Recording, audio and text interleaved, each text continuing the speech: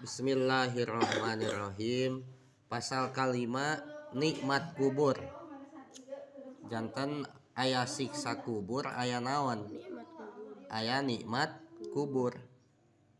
Jalma maot nyandak iman, amal soleh dilakonan, ngaku salah ditobatan, kenging nikmat di kuburan. Jalma anu bakal menang nikmat kubur teh nyaeta jalma anu maotna nyandak iman. Tuluy eta jalma sajabati iman keur di dunyana oge osok beramal soleh. Tuluy ketika eta jalma berbuat salah, berbuat dosa, maka eta jalma langsung segera bertobat.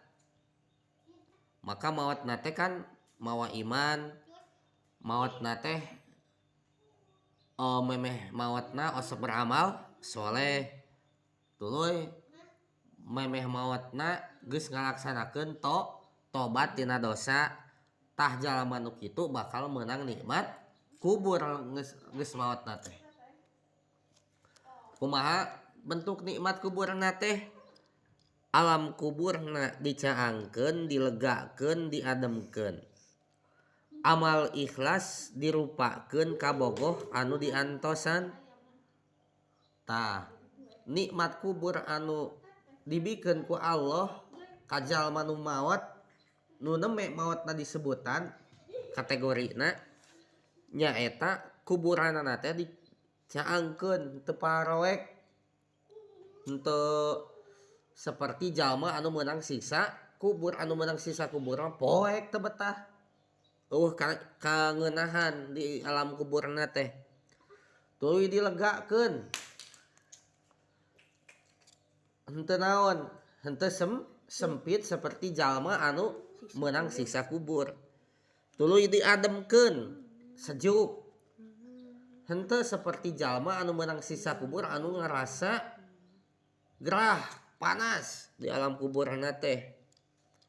Tuluy amal perbuatan nu hade secara ikhlas nu dilaksanakeun di dunia, eta amal hade nu dilaksanakeunana secara ikhlas teh bakal mangrupa seperti kabogoh cenah nu diantosan, nu maturan. Amal hadena teh bakal ngabaturan cenah teh di alam kuburna teh.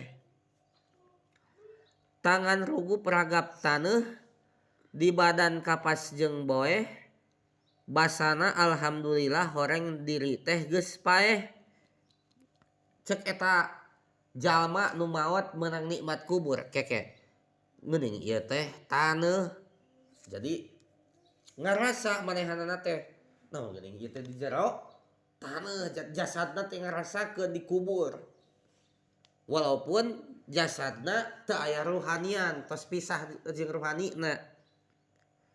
Keke geuning jasad urang teh aya boeh jeung kapasan. Tapi eta jalma ngucapkeun naon?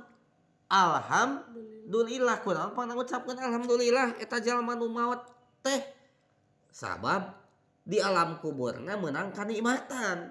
Walaupun di jero taneuh karasa ku manehanana. Walaupun boeh dibungkus ku boeh karasa ku manehanana, tapi da nikmat nu tadi nikmat disebutan tos karasa tos dirasakeun ku eta jalma nu maot. Alhamdulillah sing kuring teh diri kuring teh geus maot cenah cek eta jalma teh. Tuluy malaikat anu nakonan narosna bari sopan, atos beres miwarangan pek sare lir papangantenan. Malaikat nu naros ka jalmi nu geus maot bari meunang nikmat kubur, narosna teh sopan, sugan sentak sengor pikasieun henteu, tapi pikaresepeun. Beres narosan eta malaikat teh, eta jalma teh bisa ngajawab.